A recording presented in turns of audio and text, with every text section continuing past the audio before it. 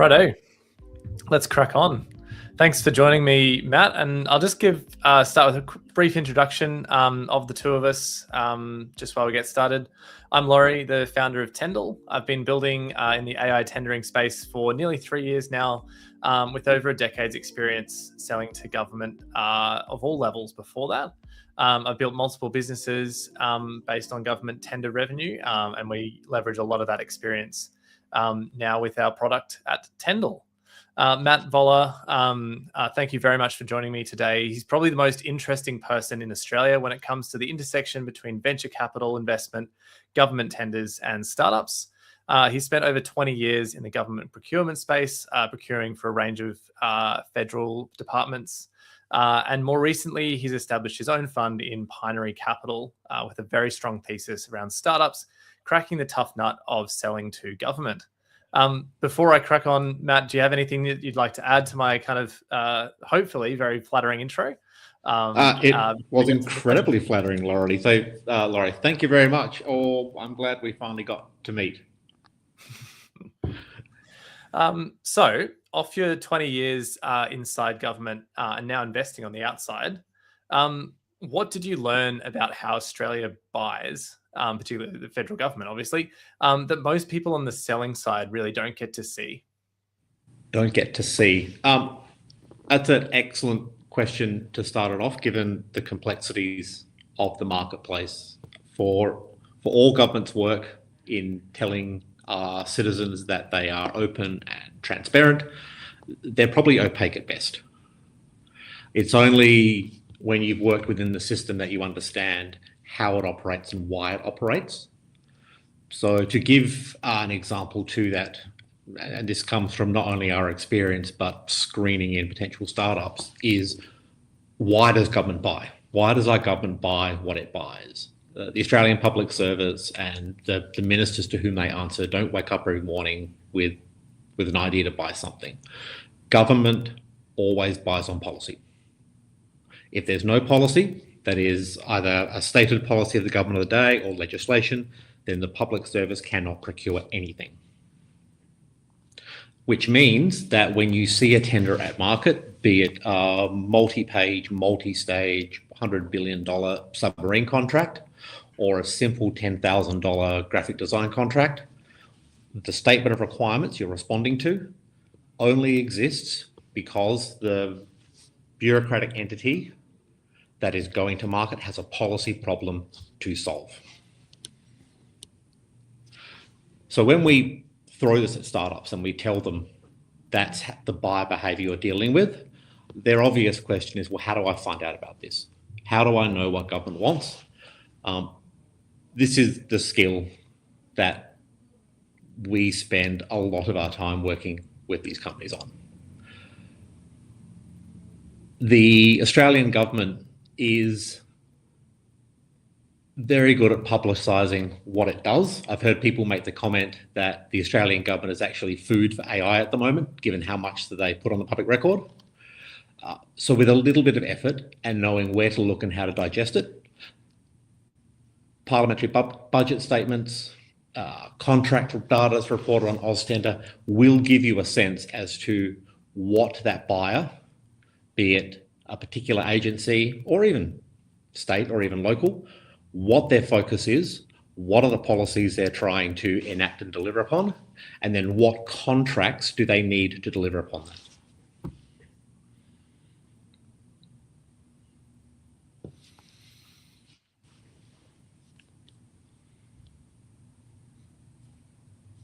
So I think, sorry, I'll just jump in. And do you have anything more to add on that one, Matt? I'll let you jump in. Before I go, I could probably talk for hours on the nuances of this particular buyer's behaviour.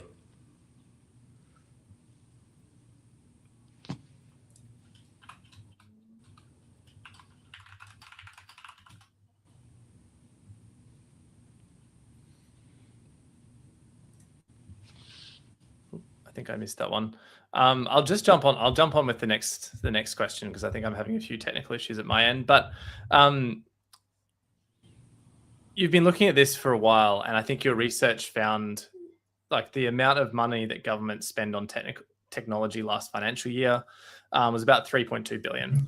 We've just seen some really big kind of news stories and news discussions around, particularly things like buying AI. I think the Prime Minister is currently in San Francisco talking with some of the big model providers around, and who knows what kind of deals are going to be done there.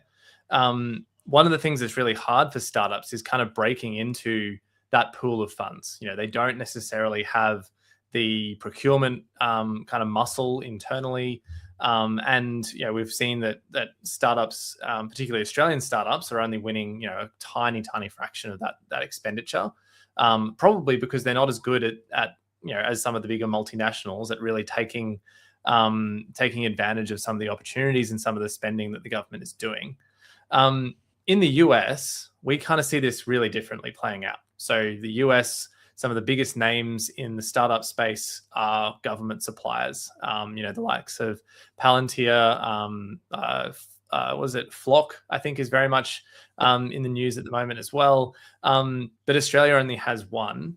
Do you think that comes down to Australia's supplier problem? Is it a buyer problem? Or is it really something that's structural about the Australian market? That is the bane of what we're trying to do. So the simple answer there is it is all three. It is categorically all three. You mentioned at the top 3.2 billion. So that was the 24-25 all of Australian government IT expenditure by the way we calculate it, of which I think startups won hardly anything. We just finished going through the 25-26 federal data. So you get that little scoop today. So last financial year, according to what we can see, 91 Australian innovative companies won about 514 million of federal government contracts from a total of 118 billion. So there is some positive sign there. That's about a 30% year-on-year increase from last year, but it's still only about 0.15% of total Commonwealth spend. So the penetration rate is really bad still. And you mentioned also in there about in the US that we have a completely different buying behavior. You mentioned companies like Flock, companies like Palantir, companies like Anduril. When you drill down on that data, about 1/4 of US unicorns have had the benefit of a government contract. And so that shows how far we need to come as a country. So if we break it up into the three people you asked about, first of all, let's look at the buyer behavior.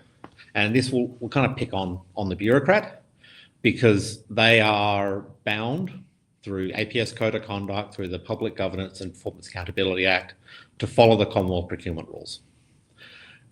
For those of you who've read that document, it is quite complicated. I will say quickly, it's not a sales document. It's not for you to design a playbook off. They are the rules that bureaucrats need to follow to do a procurement.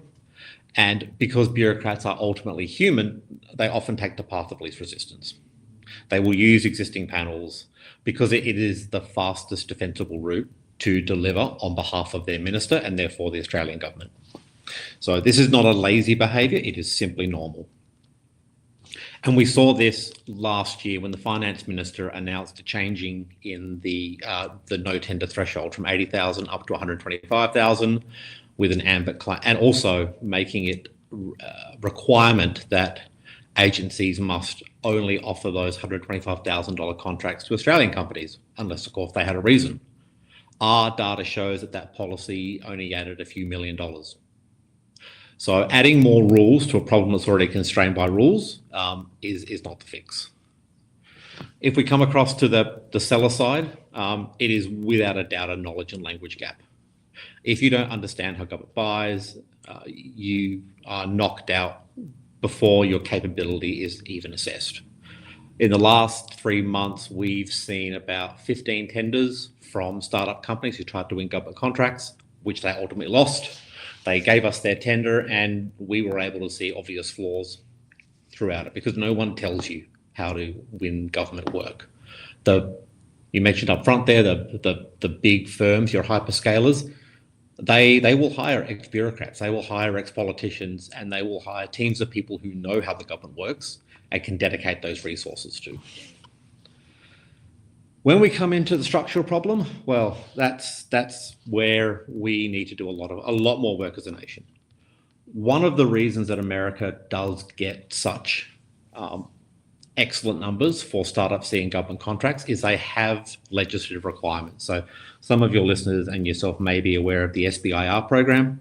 It's about $8 billion, I think, last time I checked, of quarantined government expenditure that goes to R&D, prototyping, and high growth companies or early stage companies. Sure, $8 billion is probably, that's about 10% of the Australian market. But what sits behind that program is this permissive culture of risk taking in public expenditure, which we really don't have here. And the reason I believe we don't have that is we don't even have a national strategy of innovation. If the economy wants to grow, then one of the ways it can grow is through diversification. It can also grow through innovation, so enabling risk-taking behaviour for people to uplift productivity. But if we as a nation have not made a formal statement as to how do we want to become more productive, rather than just relying on our historical model of debt and dirt, then it's really hard for sellers to understand what it is the government want. And you mentioned Palantir, and you mentioned Flock, and we mentioned Anduril up front. Those three companies, being the biggest success stories, were built inside government. They behaved with a startup mindset where you find your customer and find your pain point and you build a solution that meets that. That's exactly what they did. They knew the pain point in the national intelligence community about how to link massive data sets together. They knew the pain point in defense of, we want to move to a kinetic form of defense that doesn't put the human in the middle anymore. And we need to incorporate camera technology for a variety of reasons, and they built for that. So we really don't have that. So if that's in quite a roundabout way, I would say that the fix we need ultimately is an explicit innovation strategy, a single document for one that tells Australian companies what are the problems your government is trying to solve. Now, we can look at this and say, well, that's a leap too far, but it kind of already happens. Defence is quite good at doing this through the Advanced Capabilities program, where it puts out challenge statements under EOI. DFAT run one as well, where they bring together smaller development companies and they give them challenges in their space. All we need to do is take those little pockets and elevate up. And then, of course, beyond that, find more startups who see the opportunity and link them up with people who know how this market works and give them the tools and resources to win and to win well.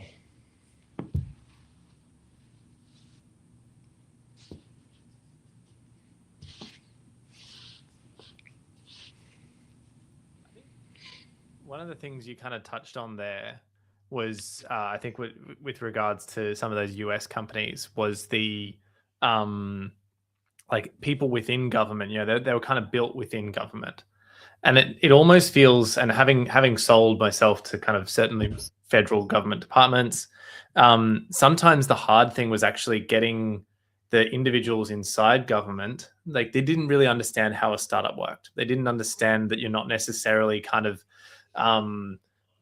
you're kind of looking for that feedback. You're looking for someone, almost the hardest thing to get out of someone in the government is actually a no, this isn't very good.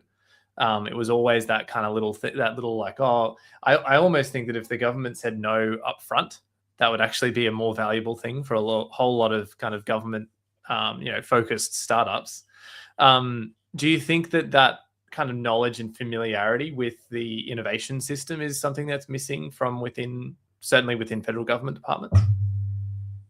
It definitely is. The capital gains tax debate that was raging earlier in the year, I had the fortune or misfortune to work with a number of startups to help them understand the government's thinking on that, and had the inside line of discussions with senior officials about the structure of that policy and its implications for startups.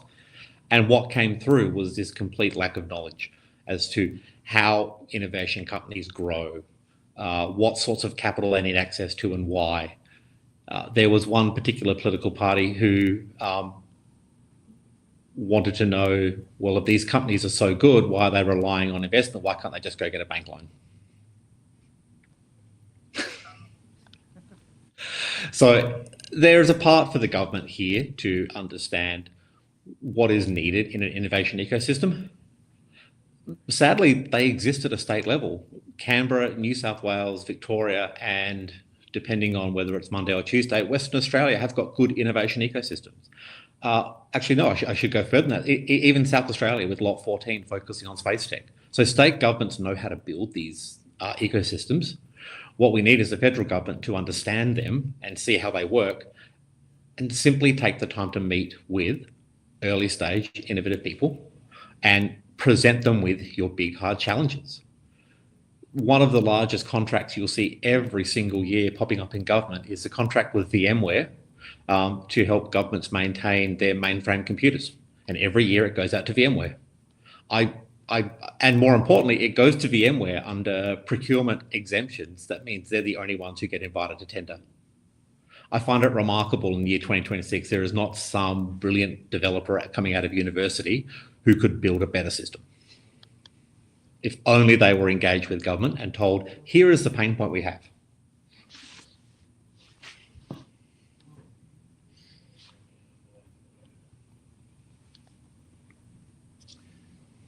Do you think then, sort of on that, like, is the government actually a good customer? So if you're growing an Australian business, what is the actual, everyone wants to be VMware. Everyone wants to be in that situation where we've got this customer, they're so locked in, no one else gets to compete with us. That's almost the holy grail of startup kind of monopoly power and all that kind of stuff. But in the early days, if you're building a startup, you're looking for that kind of early customer traction, if you will. Is the government a good customer to be going for? And what's the economic case for kind of chasing that public work versus the private sector or B2B? Yeah. So what's good about having a government customer? Top of the list is they pay, and they pay reliably on time every month. If you are running a startup or scale-up company and you are targeting government and you have revenue, the most bored person in your organization would be your accounts receivable person. I don't know what they would do. You wouldn't have one. So they pay reliably and pay well. Excellent. Secondly, having a government reference in your sales deck speaks volumes, particularly if you're looking to move into B2B. To be able to say to another client, we are trusted by Defence, we're trusted by DFAT, we're trusted by Home Affairs, speaks volumes. It is historically a low churn market. Contracts are 3, 4, 5, 6, 7 years. Now, we do have to acknowledge that stickiness kind of cuts both ways, in the sense that once you're in, it's hard to be kicked out and it can be hard to get in. But once you are in, it is reliable. The next critical point is when we're looking at your finance metrics. So the startup universe is very much fixated on annual recurring revenue and monthly recurring revenue.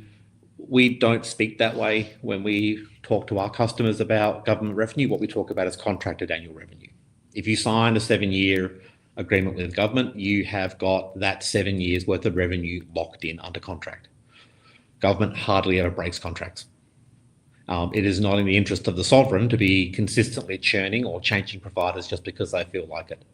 So contracted annual revenue is far more reliable for your reporting purposes than wishing that your AAR for this year is going to repeat next year.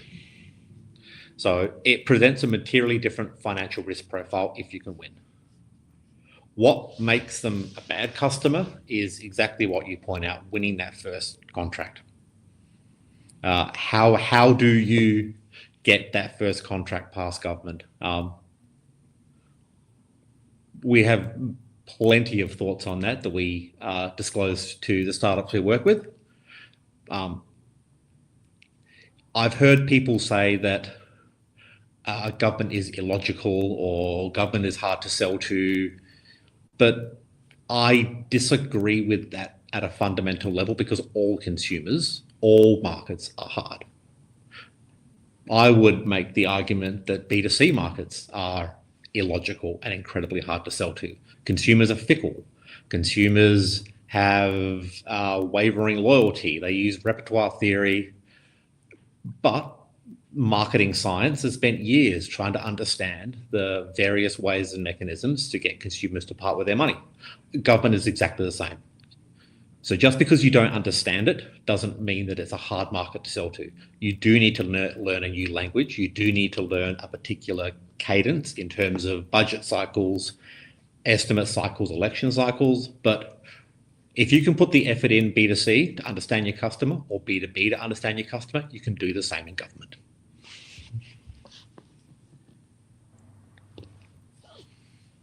I guess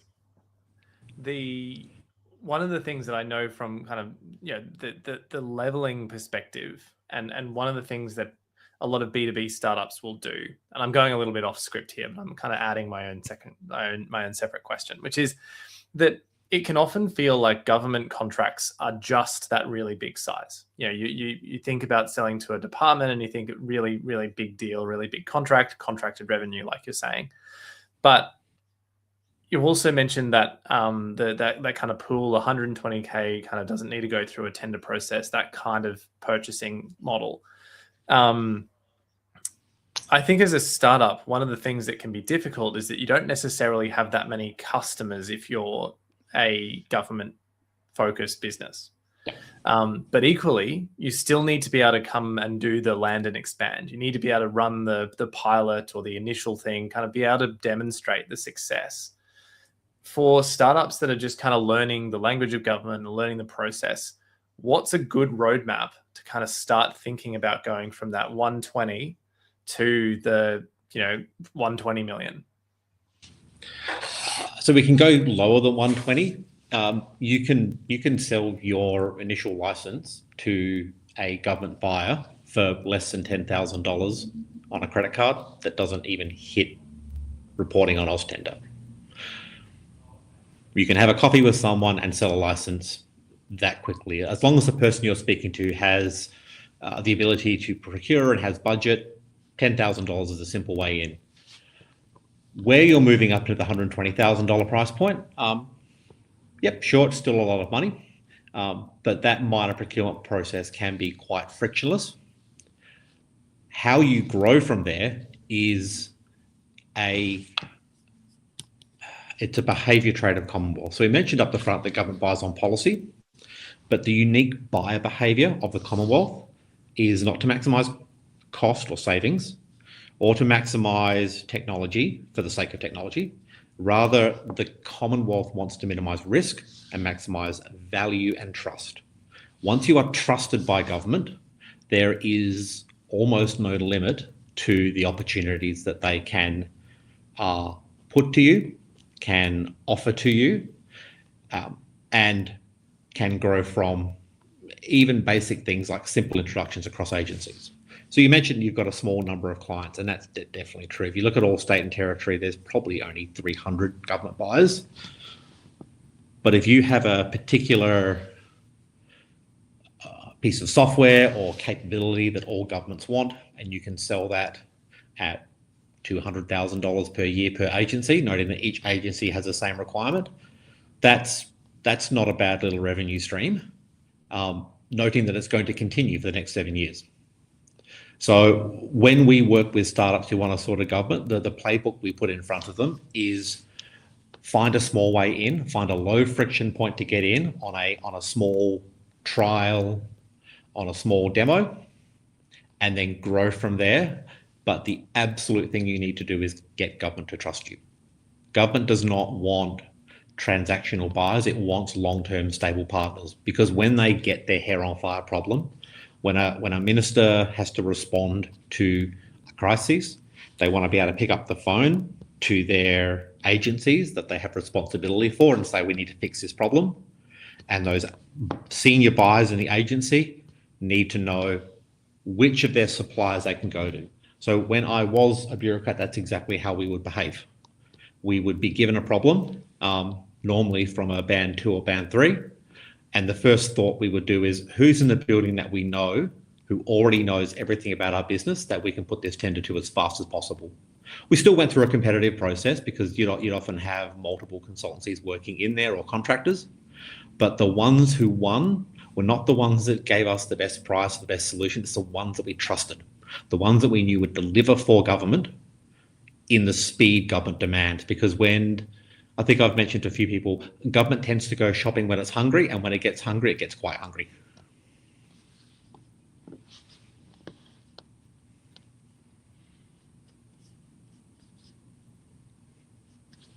So I think the last question, and you've kind of got me sold on selling to government. Sounds like rivers of gold floweth forth. But for the investors that might be listening, and as a startup, like often it's being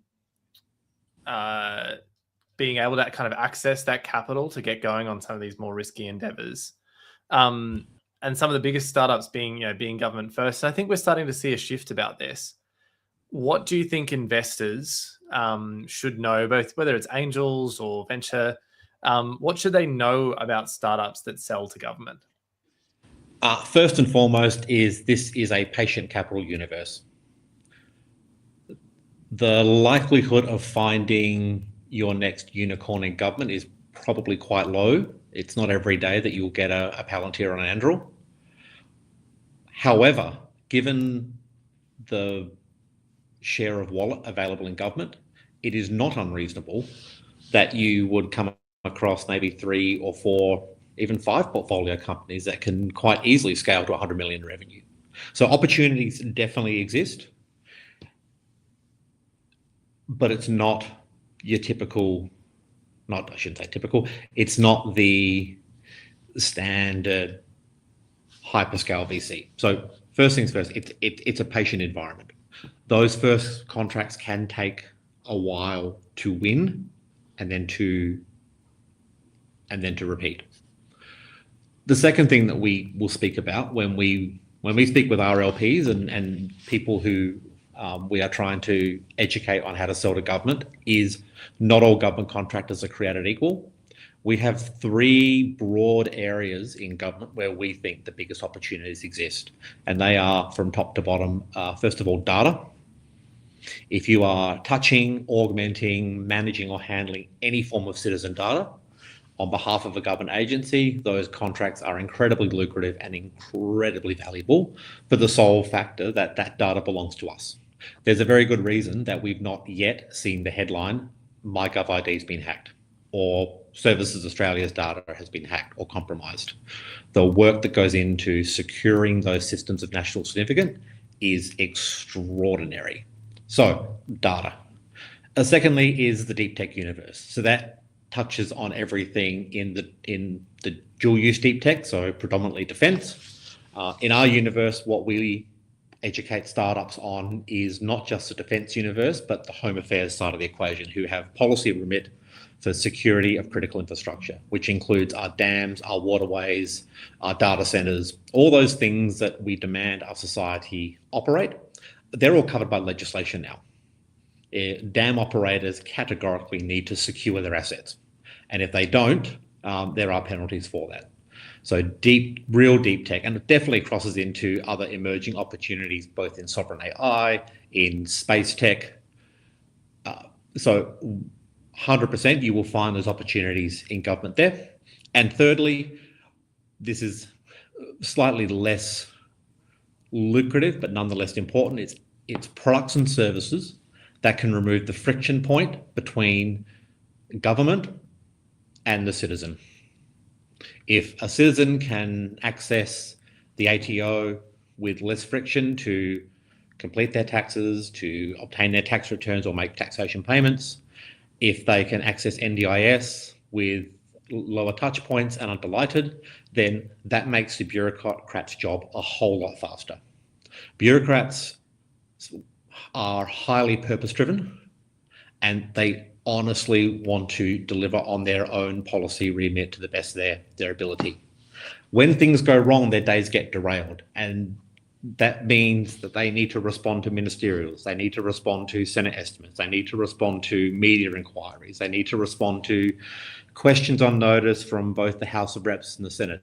That takes up time. That detracts from their day. So they don't want to do that. That's reactive. What they want to do is be able to focus on delivering really good policy that gives citizens what they want. So if you use a real world example of that, when the initial government lockdowns were announced and the government moved to introduce the JobKeeper program, that went from no such program in existence to checks going out the door within 7 days. That doesn't happen anywhere else. That is where the public service does its good work, but it only delivered that because it knew that it had the service providers in-house, so they could pick up that phone and say, we have a problem. We don't care about money because the public service does not buy on money. Remember, it buys on policy. So the policy of the government was, we need to put our economy into hibernation and we need to pay a significant number of Australians some form of payment to stabilise our economy. So money wasn't an issue. It was get this thing turned on in 7 days. If you are a company that can do any one of those things, then you are highly investable in government and you will sit in our portfolio for the next 20 years, happily spitting off nice, stable, appreciative returns.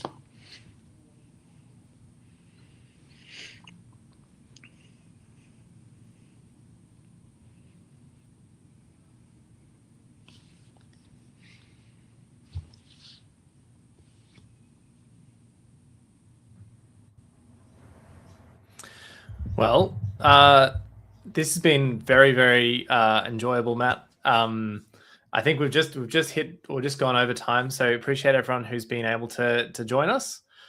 We actually had a number of other topics that I think we'll love to get through over future sessions, both in terms of looking in a little bit more detail on that buyer side. I think there's a lot of opportunity for education for startups and also for other suppliers around, how do you sell? What is the government thinking about? I think you mentioned that there's a kind of a whole webinar we can do on what actually happens after you submit a tender. So I'm actually kind of keen to dig into a little bit of that because for a lot of suppliers, that's a real black box. You kind of submit something off into the ether, you send the fax off, and then 6 months later, the reply email comes. So I'm really keen to get into that in a future session. But this has been a huge pleasure. I've actually learned a lot.